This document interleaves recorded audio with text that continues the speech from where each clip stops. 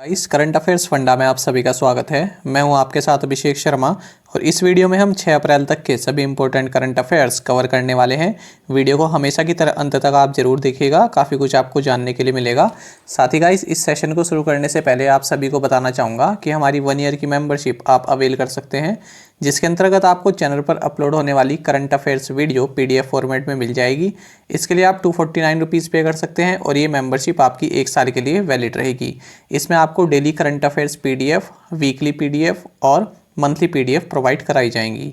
कोई भी आपकी क्वेरी हो तो कमेंट बॉक्स में हमें ज़रूर लिखिएगा। चलिए फिर करते हैं शुरुआत इस वीडियो सेशन की। हाल ही में UNDP इंडिया और स्पाइसेस बोर्ड ऑफ इंडिया ने ब्लॉकचेन संचालित प्रणाली के लिए एक समझौता ज्ञापन पर हस्ताक्षर किए हैं। आपको बताना है कि स्पाइसेस बोर्ड ये कहाँ पर स्थित है। ऑप्शंस आपके सामने हैं और करेक्ट आंसर है ऑप्शन ए, कोची। तो देखिए, इस तरह से यहाँ पर 2 क्वेश्चन आपके कवर हो गए हैं। एक तो यही कि UNDP इंडिया ने स्पाइसेस बोर्ड ऑफ इंडिया के साथ एक MOU साइन किया है। दूसरा ये कि स्पाइसेस बोर्ड ये कहाँ पर स्थित है, तो ये कोची, केरला में स्थित है। क्वेश्चन के बारे में देख लेते हैं। तो ministry of commerce and industry के अंडर कार्य करने वाली स्पाइसेस बोर्ड ऑफ इंडिया और UNDP इंडिया के एक्सीलरेटर लैब ने व्यापार में पारदर्शिता लाने की खातिर भारतीय मसालों के लिए ब्लॉकचेन आधारित ट्रेसेबिलिटी इंटरफेस विकसित करने के लिए एक सहमति ज्ञापन पर हस्ताक्षर किए हैं। साथ ही फ्रेंड्स, आपको ये बता दें कि भारत जो है ये दुनिया में मसालों का सबसे बड़ा निर्यातक, उत्पादक और उपभोक्ता है। फ्रेंड्स, अब मैं जो आपको बताने वाला हूँ ये आपके एग्जाम पॉइंट ऑफ व्यू से काफ़ी इंपॉर्टेंट है, इसलिए आप इनको नोट डाउन जरूर कर लीजिएगा। देखिए, ministry of commerce and industry का जो डिपार्टमेंट ऑफ कॉमर्स है, तो इसके तहत 5 इस तरह के बोर्ड्स आते हैं। जैसे स्पाइसेस बोर्ड इंडिया है ना, इसी तरह के 5 बोर्ड्स आते हैं और इन सभी के हेडक्वार्टर्स यानी ये कहाँ पर स्थित हैं, तो ये आपके लिए जानना काफ़ी ज़रूरी है। देखिए, स्पाइसेस बोर्ड जैसा ही क्वेश्चन ने बता दिया, कोची केरल में है। रबर बोर्ड ये कोटायम केरला में है। टी बोर्ड ये कोलकाता वेस्ट बंगाल में है। कॉफ़ी बोर्ड ये बेंगलुरु कर्नाटक में है और टोबैको बोर्ड ये गुंटूर आंध्र प्रदेश में है। यहाँ से फ्रेंड्स क्वेश्चन पूछ ले जाते हैं और कई बार अलग अलग एग्जाम में इनके हेडक्वार्टर्स पूछे गए हैं कि इनकी लोकेशन क्या है, कहाँ पर ये स्थित हैं। आगे बढ़ते हैं। अटल इनोवेशन मिशन यानी एम के नए मिशन निदेशक के रूप में किसे नियुक्त किया गया है? Who has been appointed as the new mission director for Atal innovation mission? Options आपके सामने हैं और करेक्ट आंसर होगा ऑप्शन बी, चिंतन वैष्णव। तो फ्रेंड्स, चिंतन वैष्णव इनको अटल इनोवेशन मिशन का न्यू मिशन डायरेक्टर नियुक्त किया गया है। आपको बता दें कि अटल इनोवेशन मिशन तो इसके संचालन की जिम्मेदारी नीति आयोग की है और जो ये डॉक्टर चिंतन वैष्णव हैं ये रामनाथन रमणन इनको रिप्लेस करेंगे। ठीक है, और जो ये डॉक्टर वैष्णव हैं ये जो है फिलहाल जो ये मैसेच्यूसेट्स इंस्टीट्यूट ऑफ टेक्नोलॉजी है USA में, यहाँ पर कार्यरत हैं और अब ये जो है इस अटल इनोवेशन मिशन की जिम्मेदारी संभालने के लिए यहाँ पर आएंगे। फ्रेंड्स, आपको बता देंगे, देखिए 2 टर्म आपको कंफ्यूज करती होंगी और ये काफ़ी चर्चा में भी रहता है और आपके लिए जानना जरूरी है। एक तो अटल इनोवेशन मिशन, दूसरा अटल टिंकरिंग लैब्स। ठीक है, देखिए अटल इनोवेशन मिशन का उद्देश्य जो है इकोनॉमी के डिफरेंट सेक्टर्स में इनोवेशन लाना है। इसके लिए नए प्रोग्राम्स, पॉलिसीज़ डेवलप करना है। साथ ही अगर हम अटल टिंकरिंग लैब्स की बात करें तो देखिए ये इस तरह की लैब्स जो है स्कूल्स में जो है खोली जा रही हैं। क्यों? ताकि जो बच्चे हैं उनके अंदर क्रिएटिविटी, क्यूरियोसिटी और इमेजिनेशन इस तरह का जो है इस तरह की आदत, इस तरह के जो है विचार डेवलप हो सकें। तो इसी में एक टर्म आती है STEM, स्टेम यानी science, technology, engineering and maths. तो इन जो भी ये चारों के चारों सब्जेक्ट्स हैं या फिर आप जो ये थीम कह सकते हैं, तो इनसे रिलेटेड बच्चों के अंदर एक क्यूरियोसिटी बने, कुछ नया करने की जो है एक तरह की जो है वो एक इसमें एक कुछ नया करने की कोशिश करें। ठीक है, ट्राई करें STEM के अंदर, science, technology, engineering and maths के तहत। तो इसी के लिए अटल टिंकरिंग लैब्स यहाँ पर खोली जा रही हैं स्कूल्स में। तो इसके तहत इन्हें ये 3D प्रिंटर्स प्रोवाइड कराए जाते हैं, सेंसर प्रोवाइड कराए जाते हैं और भी कई तरह के इक्विपमेंट्स यहाँ पर प्रोवाइड कराए जाते हैं। तो फ्रेंड्स, अब तक भारत में 7,259 अटल टिंकरिंग लैब्स खोली जा चुकी हैं। चंद्रा नायडू, जिनका हाल ही में निधन हो गया, वह किस खेल की पहली भारतीय कमेंटेटर थी? तो फ्रेंड्स, इसका सही आंसर होगा ऑप्शन बी क्रिकेट। तो चंद्रा नायडू, इनका हाल ही में निधन हो गया है और ये इंडिया की पहली फीमेल क्रिकेट कमेंटेटर रही हैं और ये जो है महान क्रिकेटर CK नायडू इनकी डॉटर थी। 58वें राष्ट्रीय समुद्री दिवस यानी नेशनल मैरीटाइम डे 2021 का विषय क्या रहा है, इसका थीम क्या रहा है? तो फ्रेंड्स इसका थीम रहा है सस्टेनेबल शिपिंग बियॉन्ड कोविड-19। तो ये दिन आपको मैंने बता दिया था कि ये नेशनल मैरीटाइम डे जो है 5 अप्रैल को मनाया जाता है और इस बार ये 58th एडिशन इसका रहा है। और ये किस लिए मनाया जाता है? क्योंकि पहली बार 5 अप्रैल 1919 के दिन Scindia steam navigation company limited का पहला steam ship SS loyalty Mumbai से लंदन की पहली समुद्री यात्रा के लिए इंटरनेशनल वाटर एरिया में उतारा गया था और 5 अप्रैल 1964 से प्रतिवर्ष ये दिन मनाया जाता है। थीम मैंने आपको बता दिया, सस्टेनेबल शिपिंग बियॉन्ड कोविड-19 यानी कोविड-19 से आगे सतत नौ परिवहन। साथ ही आपको ये भी बता दें कि minister of state for ports, shipping and waterways ये हैं मानसुख मांडवीय, इनके पास है ये विभाग। कौन सा देश समुद्री अभ्यास ला पेरॉस का नेतृत्व कर रहा है जिसमें भारतीय नौसेना भी भाग ले रही है? ऑप्शंस आपके सामने हैं और करेक्ट आंसर होगा ऑप्शन सी फ्रांस। तो फ्रेंड्स जो ये अभ्यास है ला पेरॉस, तो इसको जो है फ्रेंच नेवी ये इसका नेतृत्व कर रही है, ये इसको लीड कर रही है। ये एक्सरसाइज कहाँ पर हो रही है? ईस्टर्न इंडियन ओशन रीजन में। आजकल फ्रेंड्स ये यही ज़्यादा ट्रेंड में है, यही पूछा जाता है कि ये किस समुद्र में हुई या किस रीजन में ये एक्सरसाइज की गई है। तो ये आप जरूर ध्यान रखिएगा, ईस्टर्न इंडियन ओशन रीजन में ये अभ्यास जो है चल रहा है और इसमें Indian navy ship INS Satpura और INS किल्तान इन दोनों ने जो है पार्टिसिपेट किया है।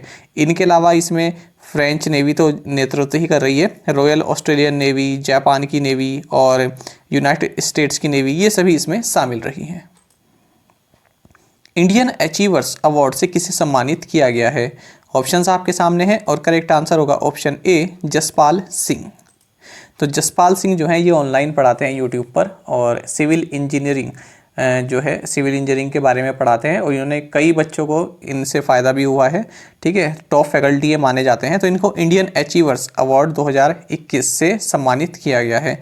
साथ ही इन्हें इंडिया बुक ऑफ रिकॉर्ड्स के तहत maximum UPSC qualified candidates mentored by an individual, इस तरह का सम्मान भी इन्हें मिला हुआ है। निम्नलिखित में से किसे बाबूजी के नाम से जाना जाता है? तो ऑप्शंस आपके सामने हैं और करेक्ट आंसर होगा ऑप्शन बी जगजीवन राम। प्रधानमंत्री pays tributes to Babu Jagjivan Ram on his jayanti. तो फ्रेंड्स इनकी जयंती मनाई गई है 5 अप्रैल को, तो इसलिए क्वेश्चन यहाँ पर लिया गया है।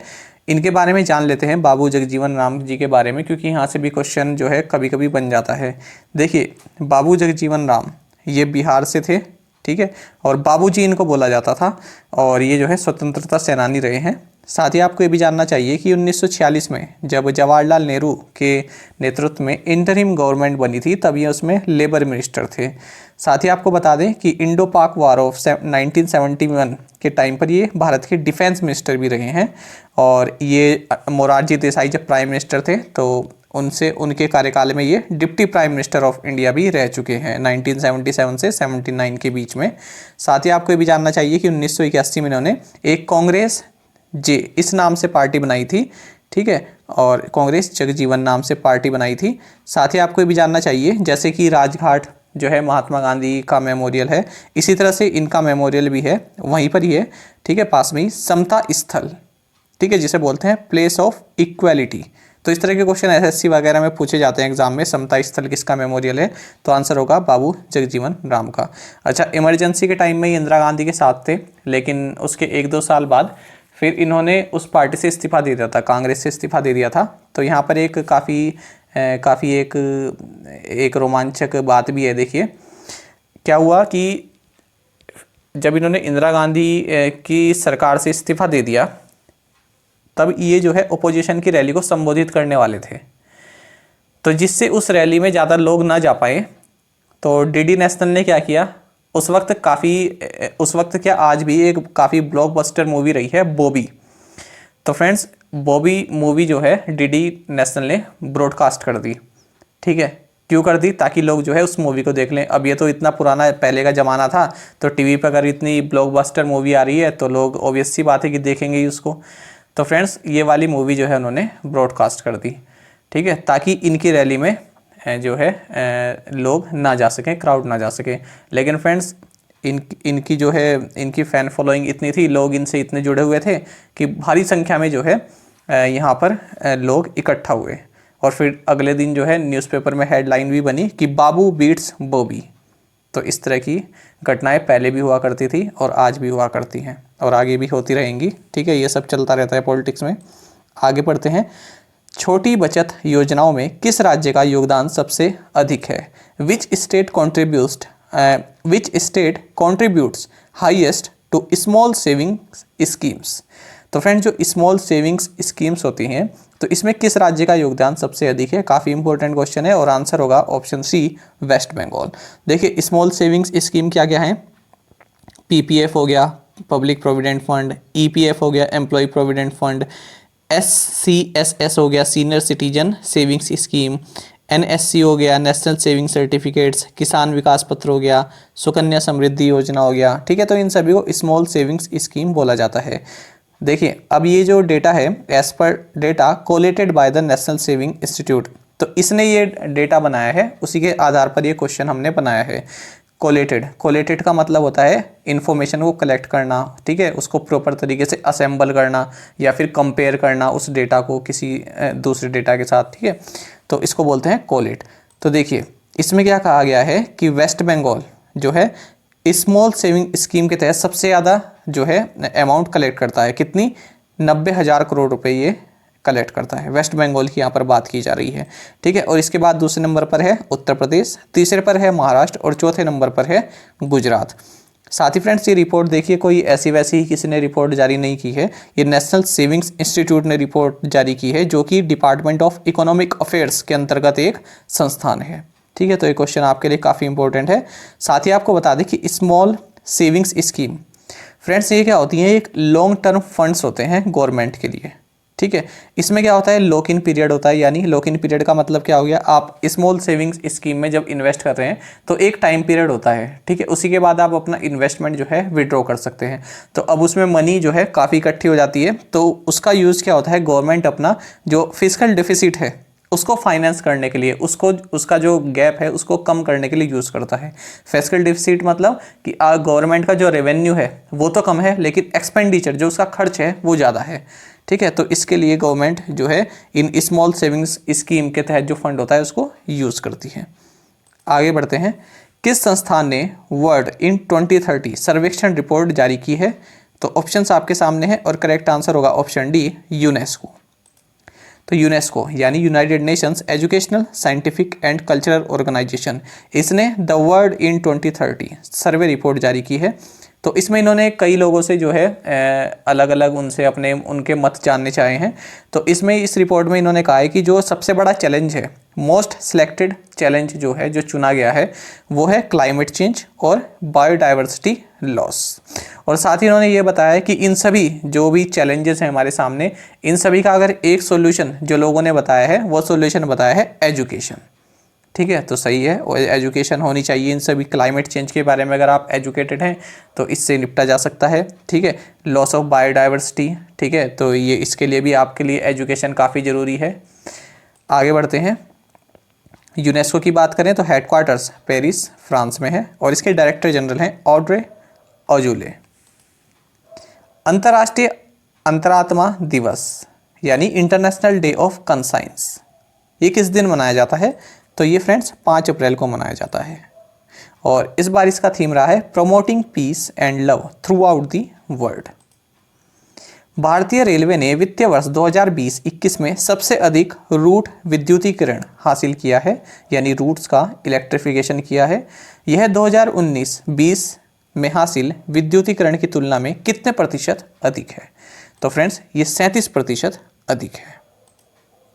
तो देखिए रेलवे मिनिस्ट्री की ओर से कहा गया है कि 2020-21 जो फाइनेंशियल ईयर है, इसमें हमने 6015 रूट किलोमीटर्स का इलेक्ट्रिफिकेशन किया है, जो कि 2019-20 की तुलना में 37% ज़्यादा है।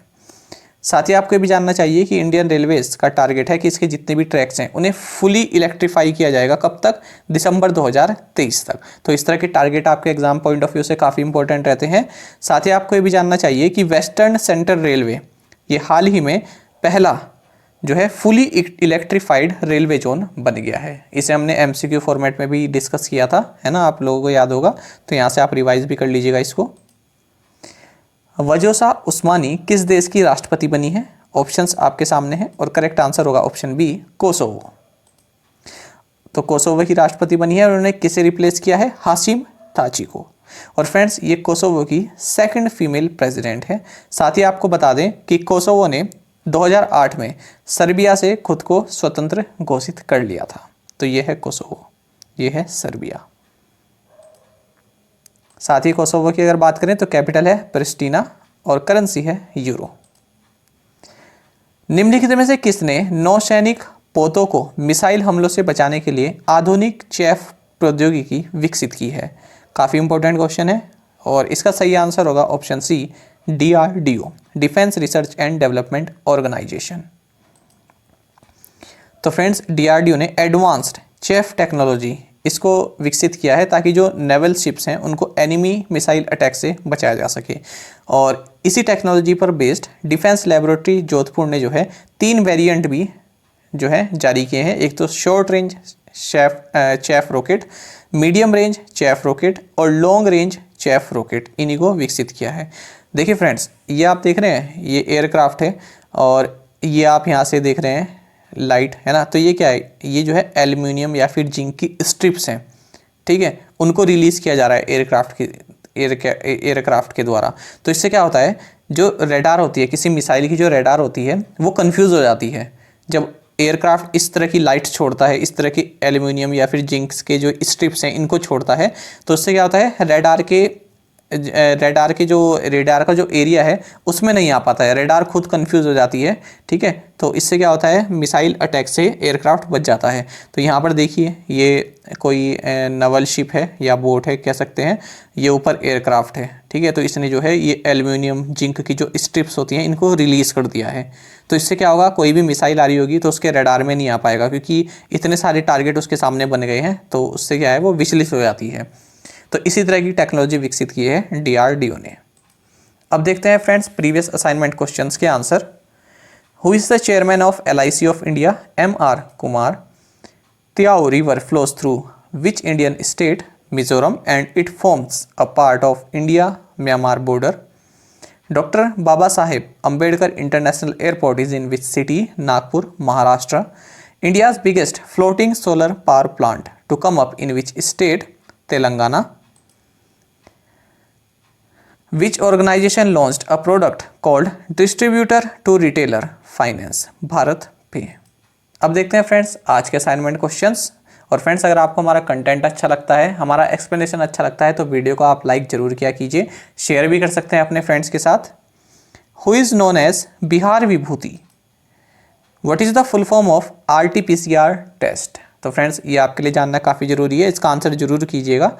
आपने देखा होगा ना, कई स्टेट्स अब कह रहे हैं कि RT-PCR रिपोर्ट लानी ज़रूरी है ना। RT-PCR निगेटिव रिपोर्ट आपको लानी ज़रूरी है, तभी स्टेट में एंटर किया जाएगा।